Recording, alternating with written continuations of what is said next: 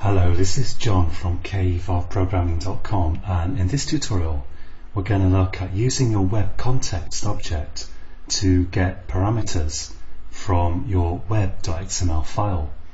So let's say you've got some username and password information, for example, and you want to store it somewhere.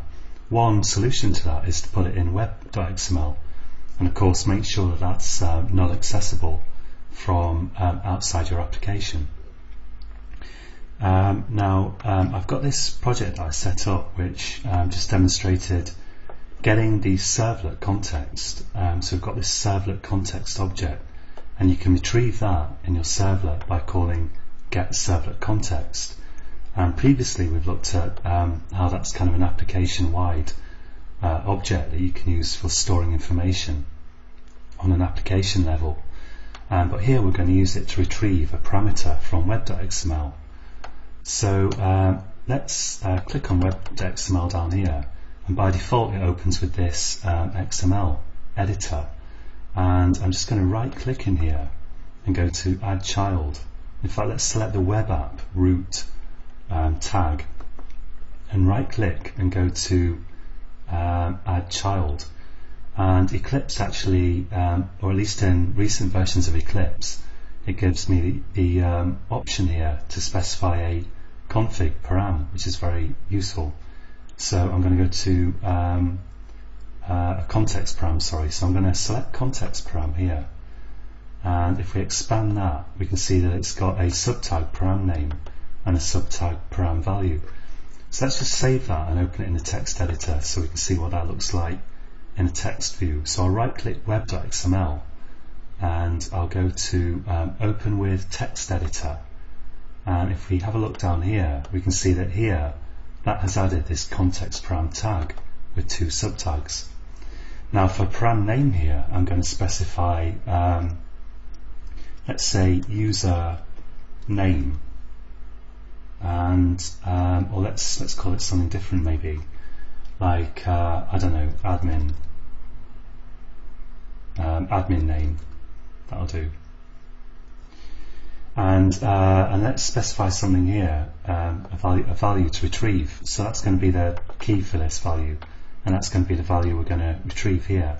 And for this I'll just say let's say Vicky. It's as good a name as any. And I'm going to go to my controller now, and I'm going to retrieve this value by using this key.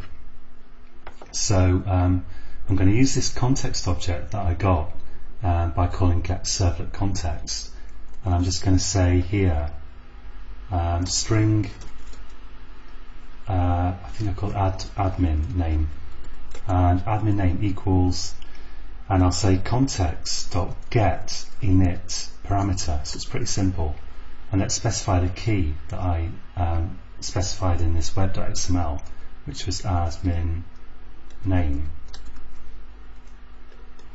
and I'll just do a out.println on that so that we can see it, and let's maybe put a p tag around it like this, and in the middle here I'll just concatenate the results of my get init parameter call. So let's just output admin name here, and losing the power of speech today. Okay, and I'll save that, and I've got an extra double quote there actually. Let's put that in. The trouble is Eclipse is helpfully adding a quote where I don't need it. Usually I find Eclipse autocomplete pretty good on the whole. And I'll select controller here and click run, and I need to select the actual class and just run it. And if you don't get the results you expect, of course try going to project and clean project, but here you can see that we've successfully retrieved Vicky from web.xml here. So that's it for this tutorial, and until next time, happy coding.